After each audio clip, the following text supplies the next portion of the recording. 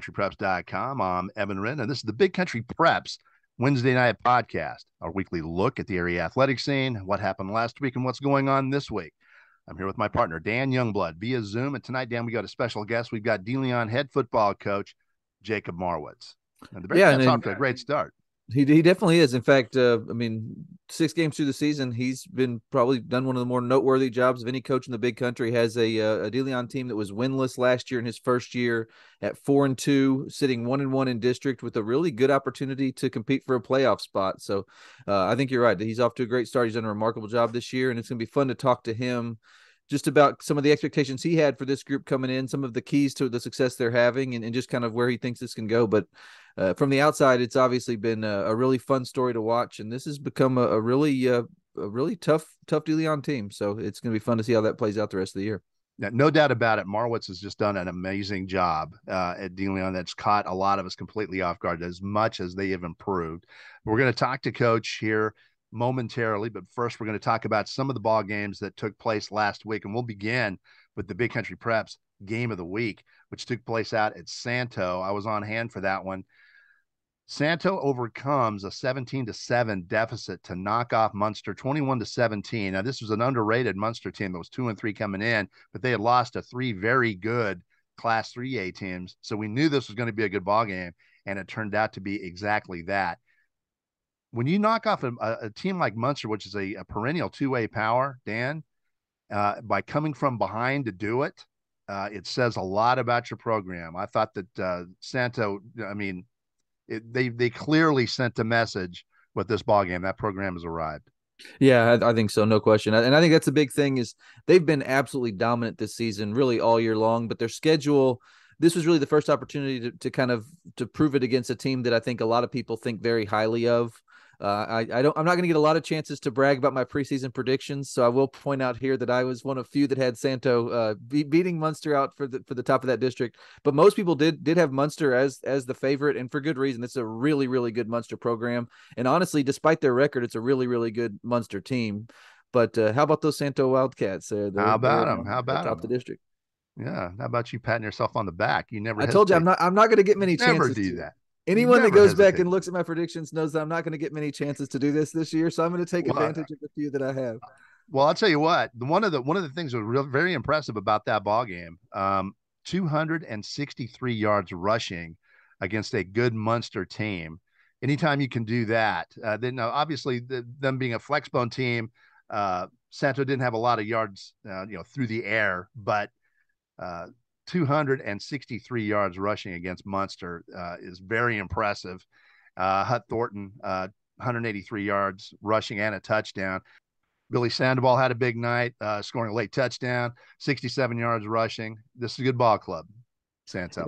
And I think the neat thing about it, too, is that, the style of play you mentioned being a flexbone team, and that is so deeply ingrained in the identity of that program. A lot of times when you get down 2 scores, like that, it can be tough to make a comeback, doing that with an offense that's really designed to kind of get that early lead and hold on to it. But I think this shows a lot, just the mental toughness that program has built and really the confidence that program has built at this point to where they feel like they're never out of a game, and they feel like they can compete at the highest level against the best teams on their schedule, doing what they do really well. So, just a really, really good quality win for them. And like I said before, you can ignore Munster's record. They played a really difficult non-district schedule, played a lot of larger schools to get prepared for this moment. And for Santo to come out and get that win and now put themselves in position at this point as the district favorite, I think is a really big deal. So a big week for Santo. And it's going to be fun to see kind of how they finish out district play. You were on hand for Stephenville against Brownwood in Stephenville, a 14-14 ball game at the half that Stephenville blew open with a big third quarter in a 42-21 win over the Lions. Yeah, it was really an interesting game because it was, if you watch the first half, it was extremely, extremely competitive. There was very little separating those two teams. Brownwood scored first and played that, probably defended Stephenville as well as anyone has all season in that first half.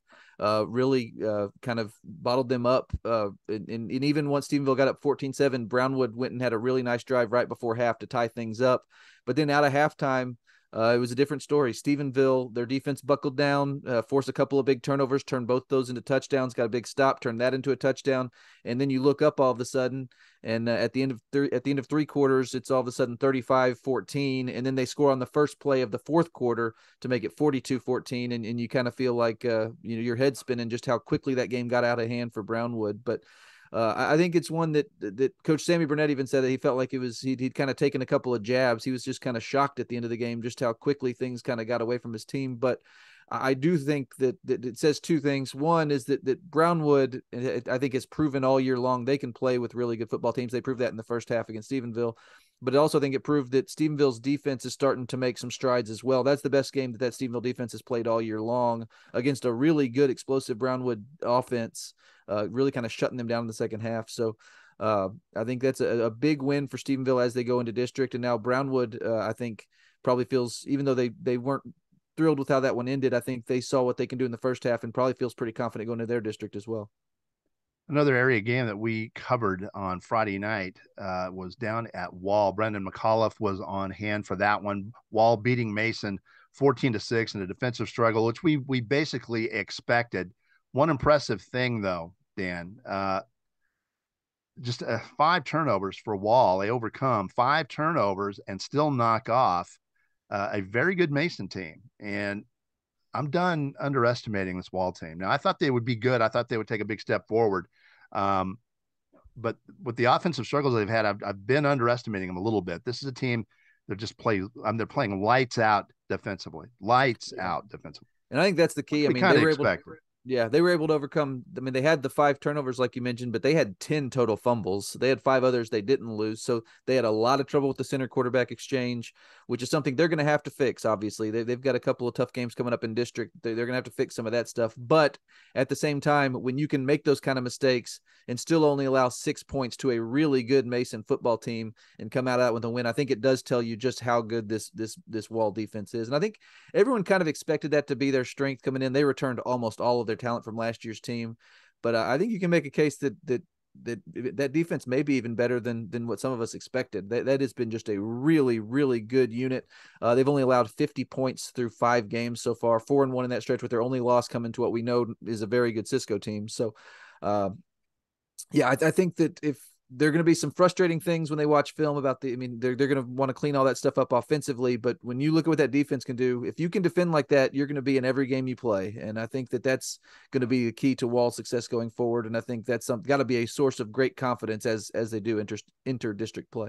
Okay. One more ball game that I want to mention, before we bring on Coach Marwitz, is Stanford and Olney. The bulk of the area was off Friday night. We still had a number of very good games going on, and this was another one of them. Stanford over Olney 22-13. This ball game could have gone either way. Now, you picked it right. I picked it wrong. But I'll tell you, that game could have gone either way. It was 14-13 going into the fourth quarter, and this is with Olney turning the ball over 5 times going into the fourth quarter. And it was 14-13. So if these teams played 10 times, it might be split right down the middle. This was a great ball game. 2 good teams. And, Holly and Cisco cannot take either one of these ball clubs lightly. These are 2 good teams. And that was my big takeaways. I think we knew, based on what each of those teams had done coming into this game, I think we really had a good idea and felt that these 2 teams were really good and had an opportunity, to give what were the district favorites with Cisco and Holly a run for their money down the road. But I think that's kind of what they proved in this game, is that both those are really quality football teams. And just the improvement that Stanford has made is pretty remarkable, to go from where they were last year to where they are this year with a still young team. And yes, you're right. They only had the 266 yards in that game. They took advantage of some turnovers and those sorts of things. But this is a team that I don't think would have been able to do some of those things last year. So I think that Stanford is quickly becoming a force to be reckoned with, and it is gonna be fun. I'm excited to see their games against Cisco and Holly, because I think they're going to be much more competitive than most people probably expected coming into the season. Actually, 260 to 280 yards against Olney is pretty respectable, considering the amount of clock that they burn up. Yeah. You're just not going to get that many possessions in a game with Olney. It's just not going to happen. And Stanford isn't completely up tempo either. I mean, they kind of change gears, and So there's not as many possessions in that ball game as you might think. So I don't think offensively Stanford really did all that badly. It's just a good defensive only football team that hogs the football all night. Yeah. So. And I agree with that. It just that the Stanford offense to this point in the season had shown some explosiveness that it wasn't getting the explosive plays that it had been getting the previous game. So I think it's impressive to me that even without some of those big chunk plays, they were able to take advantage of some of the opportunities they got and still put it in the end zone enough to beat what I think we all know at this point is a really good Olney football team. And another one that with what they do offensively can present some serious challenges for you because you don't see that offense all that often. So a good win for Stanford, and this keeps them in position now to contend at the top of that district. And obviously, they've got some tough games coming up with Cisco, with Holly. But I think that if you'd have told a lot of people at the beginning of the season that Stanford was going to be undefeated 6 weeks into the season, I think a lot of people have been really happy with that. So it's gonna be fun to kind of see where they go from here. All right, and with that, it's time to thank some of our sponsors. We'll start with For the Love of the Game Broadcasting, our old friend Terry Slavens, owner of K-Lakes 93.5 FM out of Breckenridge, 97.7 FM KATX out of Eastland, Classic Country AM 1330 out of Graham, 94.7 FM KWKQ out of Graham, KROO 1430 AM out of Breck, and KWBY 98.5 FM out of Ranger. That is For the Love of the Game Broadcasting.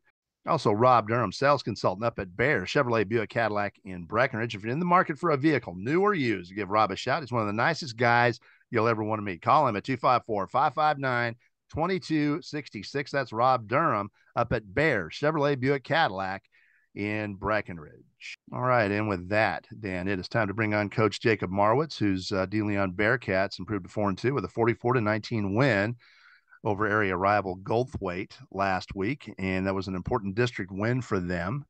And DeLeon's got it going on. 0-10 last year, 4-2 this year, and they played some stout teams. Yeah, and what's really neat about that win over Goldthwaite is it has DeLeon really right in the thick of the playoff race now in that district, with a couple of big games coming up and an opportunity to compete for a playoff spot. They got a big home game against San Saba this week. They have a tough one at Toller the following week on October 14th, and then bring Hamilton to town on the 21st. So they've got 2 of their next 3 games, big home games that if they can win those, they basically clinch a playoff spot. So it's really neat to see DeLeon in that position. I talked at the beginning about them being kind of one of the real feel-good stories in the big country this year.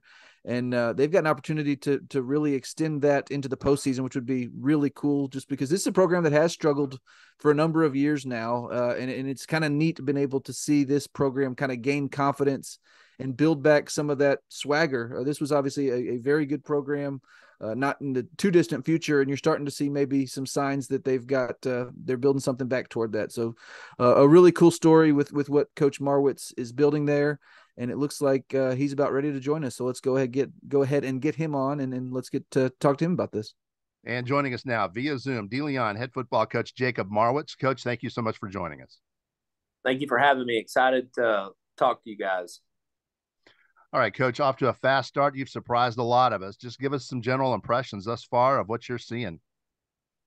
Well, super proud of our kids and our coaches and just the buy-in and the work that they've put in so far. And we tell them all the time, we've come a long way, but we've still got a long way to go, and we're nowhere near where we want to be right now. But we've seen a lot of improvement and talked about it, the off season and the weight room and just learning how to practice and those things, and it's paying off for our guys. And we're happy with where we're at right now, and we're in a good spot in the season to where we're ready to take the next step and see if we can continue to win some games. And Coach, a lot of times the expectations within a program are a little different than those from the outside. Just what were kind of the internal expectations for this season from your staff and your team, and kind of has this success surprised y'all even? Not really. It hadn't surprised us. And we tell these guys all the time that that you work to be the best. You work to put your best foot forward and put yourself out there and expect to be successful. And you do that through your work and your preparation. And we knew going in, there were especially coming off the season that we had last year with a lot of the same guys coming back. We knew that that we could have some success, and we expected to have some success just because of the simple fact of the work that these guys have put in and the time that they put in, and the confidence that was built. We've talked about that a lot. You work and you gain confidence and you find those little successes here and there, whether it's through track, powerlifting, off season, and doing those things. And we had expectations for coming into the year to be competitive, and we had some success early on and kind of gave us some confidence, and hopefully we can continue to get better each week. Coach, you started off 0-10 last year as you were installing your system and getting the kids accustomed to it. Wasn't easy for you. How tough was it for you to just stay disciplined in your own mind and stay the course and remind yourself that you knew what you were doing and everything would be all right? Well, and that it was extremely difficult, especially being around and being in several places where we were pretty successful. And you have a blueprint and you have a plan, and everywhere you go, things are going to be a little bit different, whether it's your resources, the communities are different, schools are different, kids are different. But the one thing that we've tried to stay consistent to is our expectations and our belief in what we do and how we do it, and just the work ethic and staying consistent and staying true to that, to what we believe in, and pushing to be the best every day. And regardless of where your best is, just your best, and trying to get the kids to do that one day at a time. You're not gonna win every game in one rep or one day or whatever. It's days on days, weeks on weeks, and months on months, and just try to preach one day at a time, doing the very best that you can, and going from there. And obviously, coming off a tough season, just what has the community support and reaction been like to the success y'all are having right now, and just seeing that leap that y'all have made? It's been good, and we've had support, our administration and the community. We've been received, I guess you could say, really well.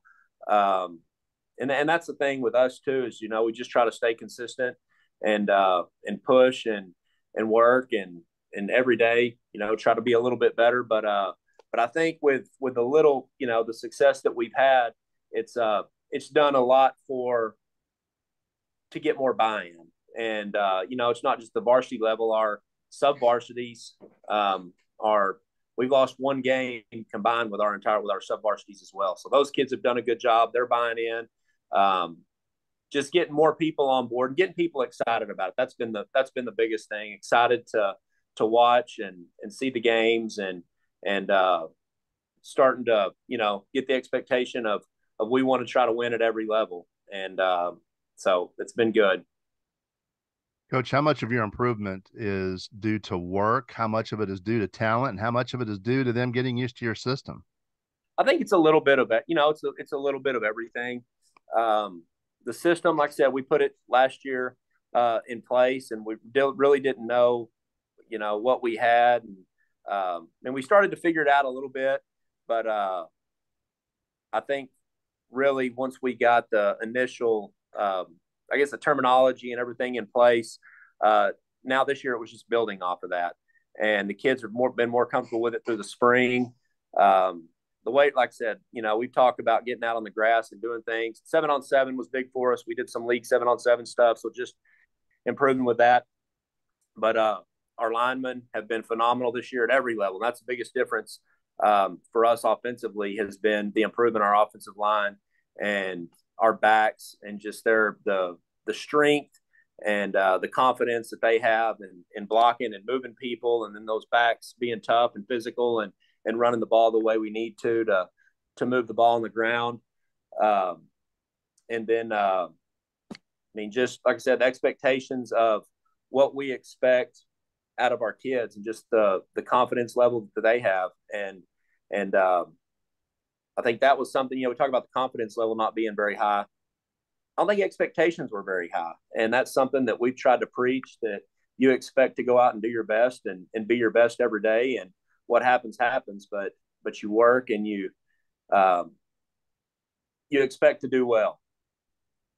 Okay, and you mentioned the line. Behind that line, you've got really one of the breakout quarterbacks in Heston Job. Just kind of what have you seen from him in this year as thrown into that role as a youngster, and kind of what is his ultimate potential? He's really obviously turned some heads this year.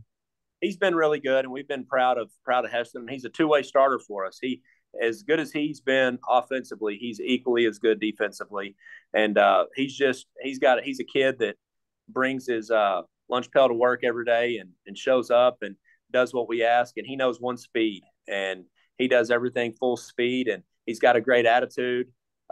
His work ethic is phenomenal, and we expect a lot out of Heston. Like I said, it's been good. You mentioned it. You know, the offensive line's been huge for him. The run game, being able to lean on him, and we don't have to throw the ball around a whole lot. We've got some guys that we can throw it to, and we try to be efficient when we do throw it. We try to put them in some situations to where it's an opportunity for him to make some easy completions, and then when we need to, we can take shots down the field. But trying to work him into it and ease him into it, because he has been a really, really good runner for us, and he's been efficient as a passer, and he's worked well within what we're asking him to do offensively. But he's got the ability to make plays with his legs when things break down, and that's been huge for us as well. Coach Callan McElvain's having a great year in his senior year. He's been a good ball player out there for a while, and he went through the 0-10 last year. That had to hurt, but you got to be pretty happy for a guy like that, in his senior year to be enjoying some success in his final season.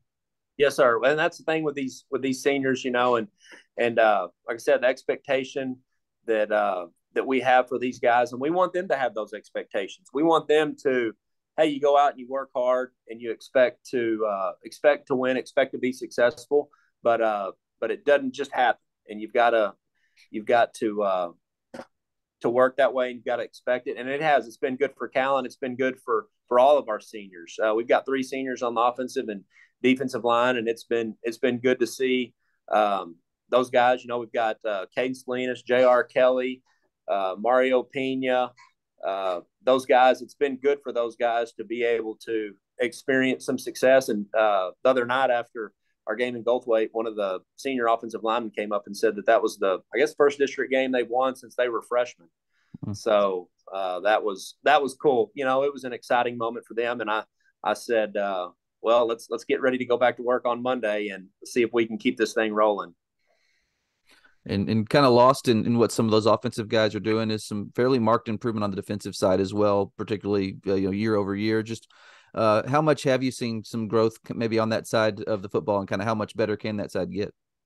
It has. It's been good, and Lane Spencer, he's another one of our seniors. Him and Callan are 2 linebackers in the middle, and we've got some young defensive ends. We've got two sophomores at defensive end, and then we've got a junior in the middle, and then we work some of those seniors in at the other tackle, and it's been good for those guys. And like I said, another year of just the comfort level has gone up as far as knowing adjustments. Not just, hey, you line up here and this is what you do, but when you get a different look or you get something that we may not have expected, that may not have seen that on film, but they're able to see it and adjust and put ourselves in a position to be successful.